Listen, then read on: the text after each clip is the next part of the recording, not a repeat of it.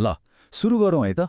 प्रिन्टरले काम गर्न छाड्दा कस्तो झ्याउ हुन्छ हैन, खास गरी जब थाहा हुन्छ कि टोनर त भर्खरै भरेको हो। आज हामी यही समस्याको एउटा एकदमै सजिलो र गोप्य समाधानबारे कुरा गर्दैछौँ। चिन्ता नगर्नुहोस्, यो सोचेभन्दा धेरै सरल छ। हो, यही हो त्यो सबैभन्दा दिक्क लाग्दो अवस्था। टोनरमा मसी छ तर प्रिन्टर मान्दैन रिप्लेस टोनर भन्या गर्छ। यदि यस्तै समस्या झेलिरहनु भएको छ भने अब खोज पूरा भयो, किनकि समाधान यही छ। कुरो के हो भने प्रिन्टरले टोनर कति छ भनेर साँच्चै नाप्ने होइन। बरु यसमा एउटा आन्तरिक काउन्टर हुन्छ जसले कति पेज प्रिन्ट भयो भनेर गन्छ। अनि टोनर भरेपछि त्यो काउन्टरलाई आफैले रिसेट गर्नुपर्छ। यो तरिका अलि लुकाइएको हुन्छ, तर आज हामी त्यही गोप्य कुरा पत्ता लगाउँदैछौँ।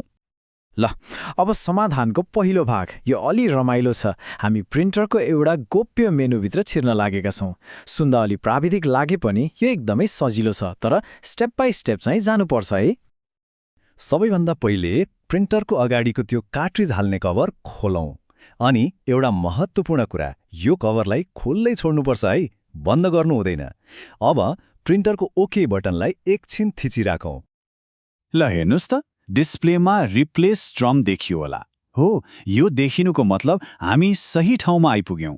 हाम्रो प्रक्रियाको पहिलो चरण सफल भयो। अब मेनुमा त आयौँ, तर प्रिन्टरलाई हामीले के गर्न खोजेको भनेर त भन्नु पर्यो नि। हो, त्यसको लागि एउटा सानो सलिलो कोड हाल्नुपर्छ। त्यो रिप्लेस ड्रम देखिएको बेलामा स्टार्ट बटन थिच्ने। त्यसपछि तुरुन्तै त्यो माथि जाने एरो वा प्लस चिन्ह भएको बटनलाई ठिक एकपटक मात्रै थिच्ने। प्लस बटन थिचेपछि प्रिन्टरको स्क्रिनमा अब 1 अङ्क देखिनुपर्छ। हो, यो देखिनु भनेको हामीले ठिक गरिरहेका छौँ भन्ने अर्को सङ्केत हो। अब पालो आयो तल जाने एरो, मतलब नेगेटिभ चिन्ह भएको बटनको। त्यो थिच्ने बित्तिकै डिस्प्ले फेरि परिवर्तन हुन्छ र हाम्रो रिसेट कोडको अन्तिम रूप देखिन्छ। डिस्प्लेमा अब 00 देखियो होला। हो, यही हो त्यो जादुई कोड जसले प्रिन्टरको टोनर काउन्टरलाई शून्यमा झार्दिन्छ। हामी अब सफलताको एकदमै नजिक छौँ है।